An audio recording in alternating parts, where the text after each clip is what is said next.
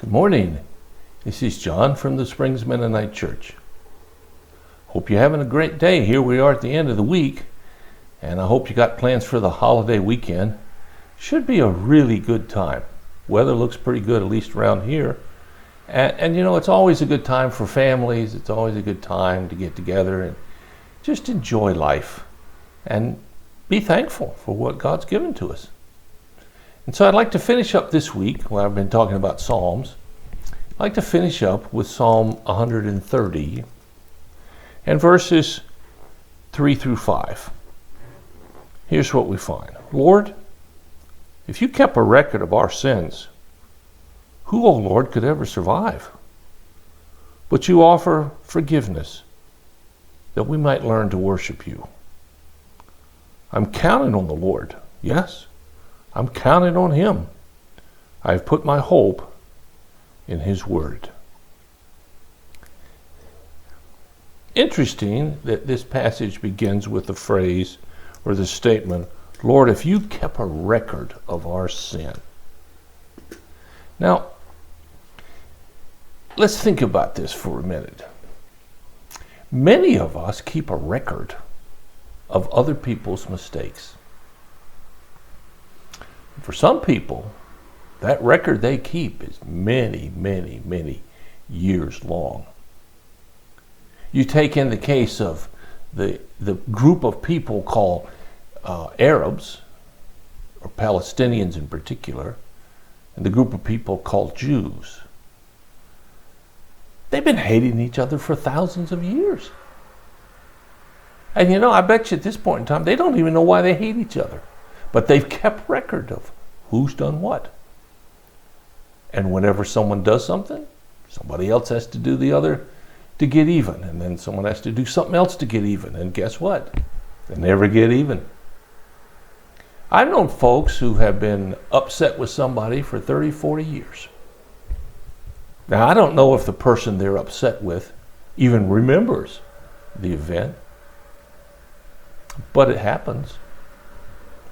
And I don't know, I guess there's a sense that we feel so offended that we are justified in being disgusted, angry, whatever word you want to use, towards that other person or that other entity. I know at one point I got real disgusted with a car company. And I wrote them and told them that. And to this day, I refuse, because I told them I would do it and I'm going to keep my word, I refuse to buy a new car from that company. Now I might buy a used car from them, but I won't give that company any of my money. And maybe that's kind of silly. Probably is. Heck, they don't know who I am, and whoever I wrote to I don't even remember. But there's a sense that I got mistreated. And I'm going to remember that. Well, that's kind of trivial. But when we're angry at somebody for a long time, that's a different matter. And it says here, Lord, if you kept a record of our wrongs, our sins. Now, let's get one thing straight. God knows everything you have done. It's not that he's not going to remember it. It just, as it says here, it talks about forgiveness, but we'll hold that for a second here. If you kept a record of all of our sins, well, let's be honest here. He does. That's right. Whether you're one of the good guys or you're one of the really, really bad guys, God knows. He knows your heart. He knows your motives. He knows everything you do.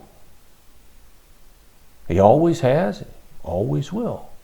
So it says here, oh Lord, if you kept a record of our sins, which of course he does, who, oh Lord, could ever be surviving? In other words, based on our actions, we don't stand a chance. You know, face it, based on the things we have done that were against God, or I'll even use a less emotional word, disappointed God, we don't stand a chance. As they say, we're toast. But it goes on to say, but you, Lord, offer forgiveness, that we might learn not to fear, but to worship you. See, God offers forgiveness. It's not that he doesn't know. It's not that he doesn't care. It's not that he isn't offended, but he has taken that offense on himself instead of meting it out on you and me. And it was called the sacrifice by Jesus for the sins of the world. You know, I hear people say all the time, I want justice. Somebody gets killed in the world, and well, we want justice. Well, hey, when it comes to God, I don't want justice. If God gives me justice, I'm a dead duck. I want forgiveness. Now, when they say we want justice, usually they mean they want the person to be punished. And I understand that. I think that's a fairly normal, typical experience, and at many levels is justified. And I'm not suggesting at all that people who do horrible things should just get off. If the law says you get this, then that's what you get. But at the same time, we need to think of others like we think of ourselves. We need to want for others what we want for ourselves. And so, while you and I aren't the police or the court system, we're not going to try anybody by some kind of legal standards. We are going to judge people. And sometimes we're going to judge them really harshly. But just remember, if we're going to judge people, then God's going to judge us. And when it comes time to God judging us, we're in big trouble. So it finally says, I'm counting on the Lord. Yes, I am counting on him. I have my hope in his word. See, my hope is not in how good I can be, though I try my best. And most of the time I do pretty good, okay, something like that. When it comes to being perfect, boy, I'm way out of line. And maybe you are too. So it's not so much what we do, it's what God did for us. Because if we try to justify what we did, we don't have any hope. We have no chance. And all of us are in that same boat.